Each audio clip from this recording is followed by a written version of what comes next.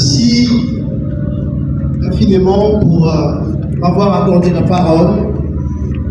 Et je la prends, comme il est coutume en Afrique, afin non pas de m'en approprier, mais de l'utiliser à bon escient, afin que l'intellect et le cœur des spectateurs soient nourris de la communication que j'ai prévue, afin de permettre à chacun d'entre nous d'avoir une idée, tant soit peu exacte, de la profondeur de cette œuvre.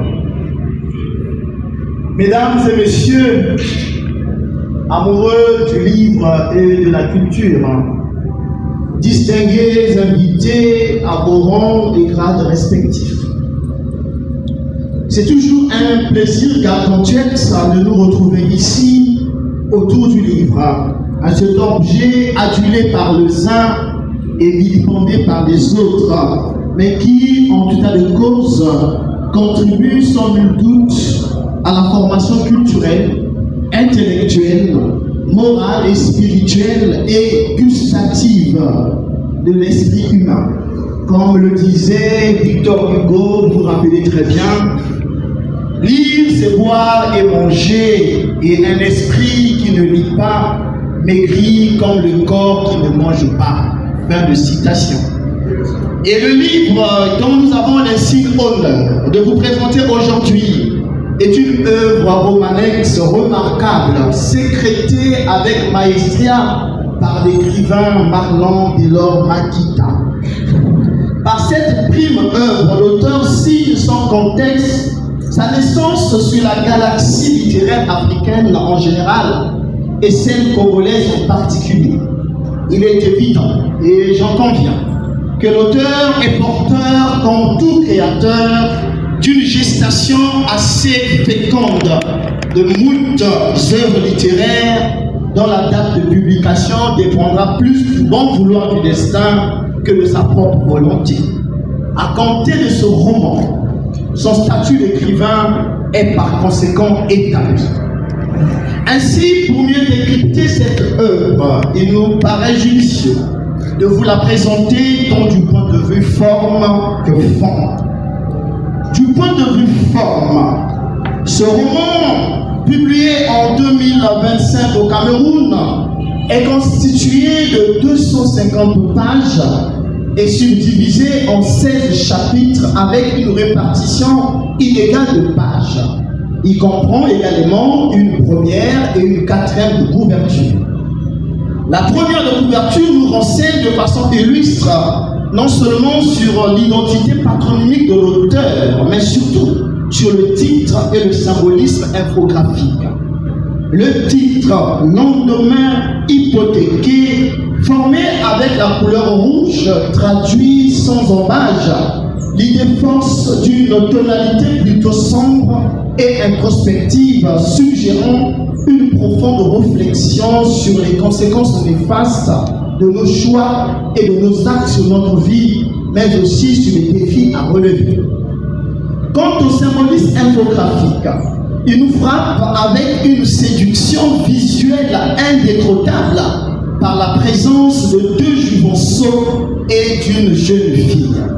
On aperçoit avec un charme infini la magnificence de la voûte céleste d'un bleu ciel qui contraste ostensiblement avec cette jeunesse sans repère.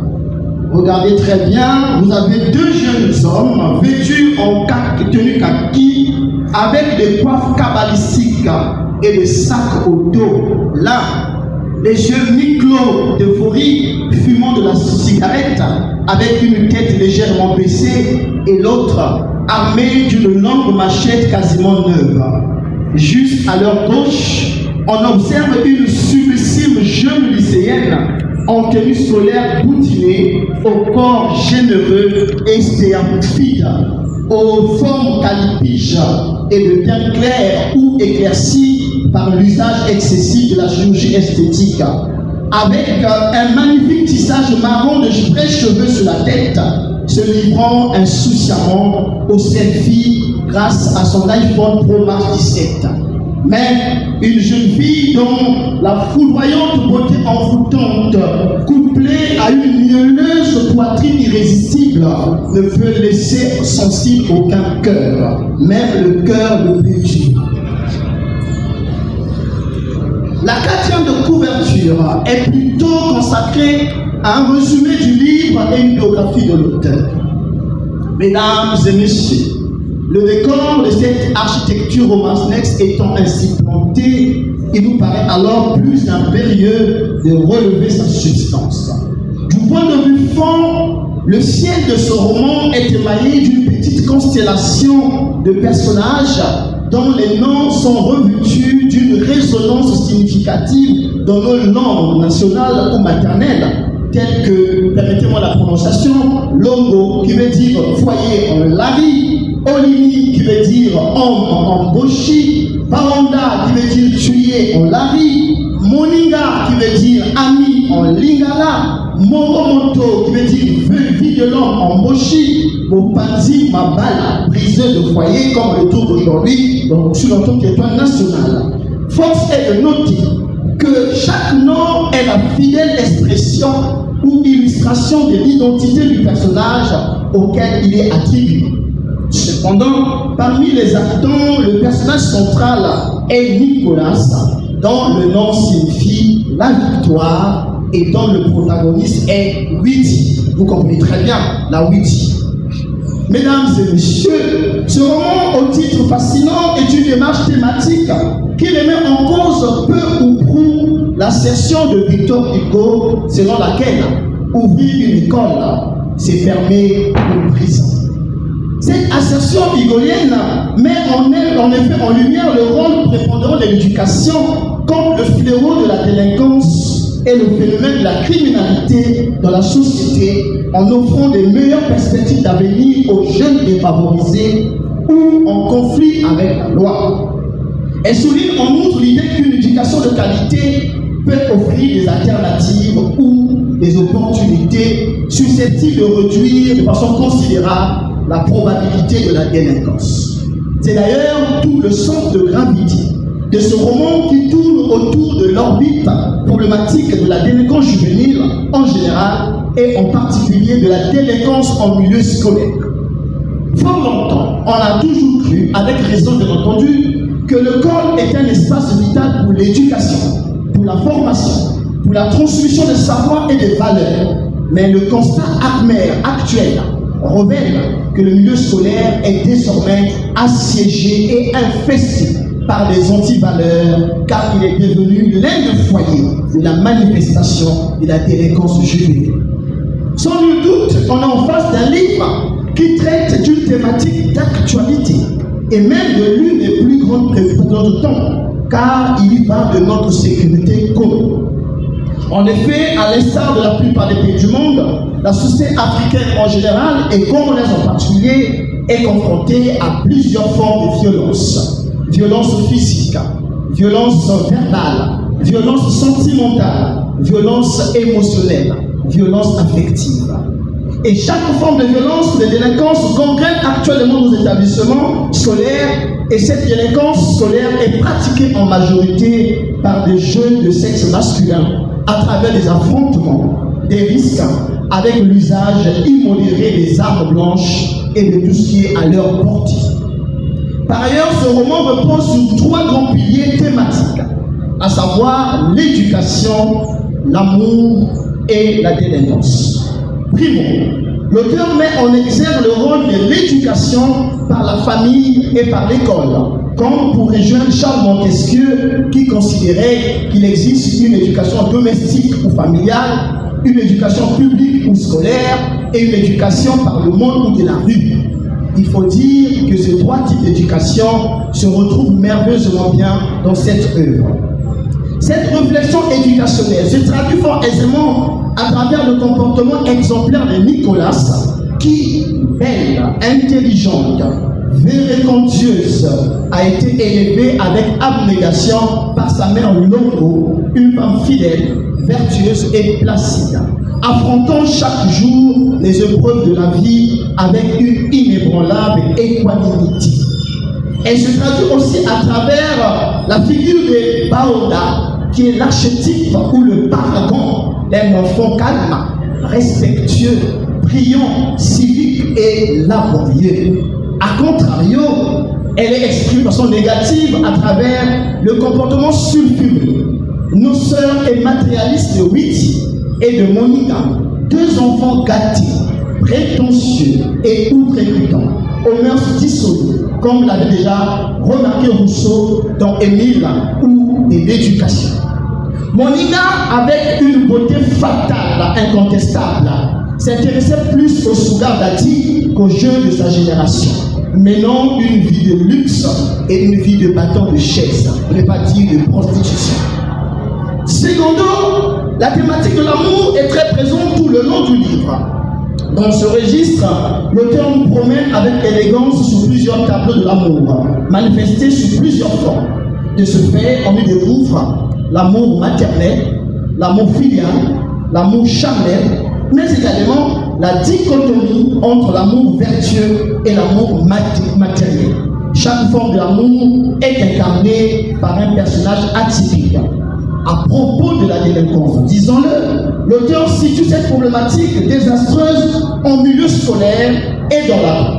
En milieu scolaire, il relève que ce milieu est affecté et infesté par une forme de violence aggravée qui pousse les élèves à recourir constamment à l'usage des armes blanches telles que les machettes, les fers et les cailloux lors des bagarres internes et interscolaires. Ainsi, la violence y est strictement peinte comme une nouvelle forme d'expression d'une jeunesse désorientée, d'une jeunesse libertine, d'une jeunesse licencieuse, d'une jeunesse vampirisée, d'une jeunesse désabusée, d'une jeunesse naufragée. Et dans ce roman, les vagues monstrueuses de cet océan de violence non endiguées vont atteindre leur paroxysme ou leur point névralgique de destruction et de dommages collatéraux avec l'envahissement sanglant du lycée par un groupe incontrôlable de bébés noirs. Ce qui ôtera, hélas, la vie à Baoda dans sa fleur d'âge de façon prématurée. Le soleil d'un génie à l'avenir radieux venait de s'éteindre vif, sans secours et sans autre forme de procès, dans un bain de sang, avant même d'atteindre son zénith ou son couchant.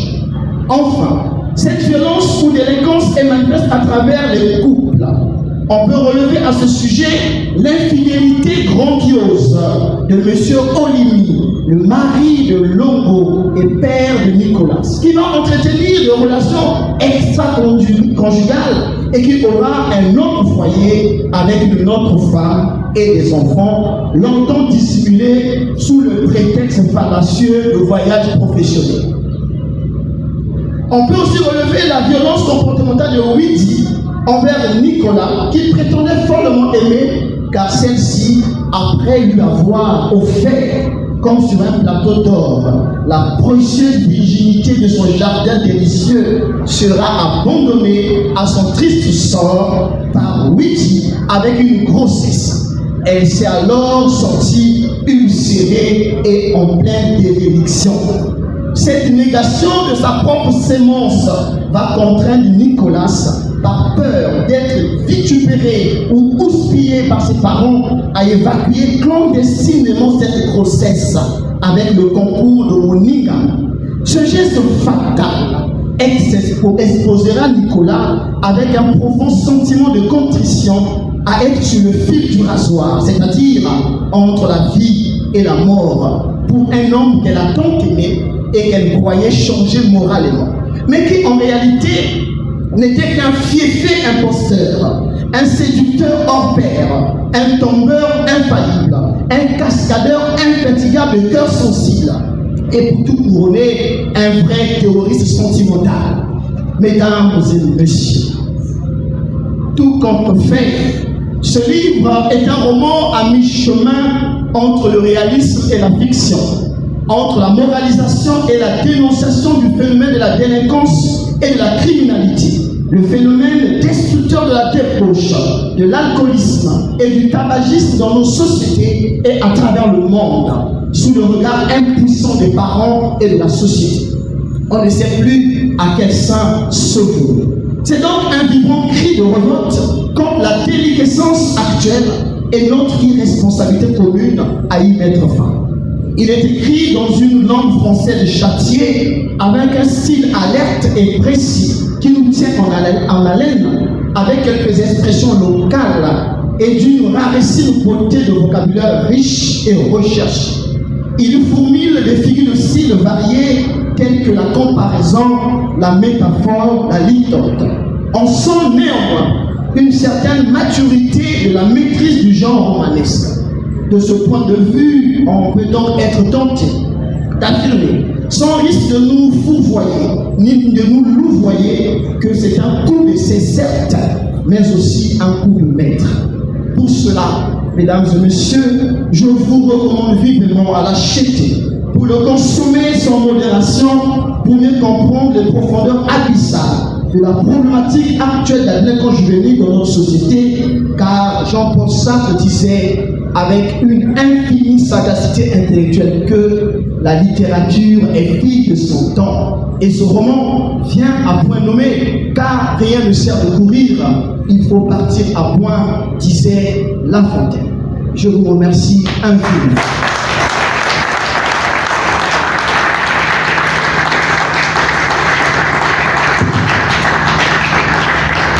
Mesdames et messieurs,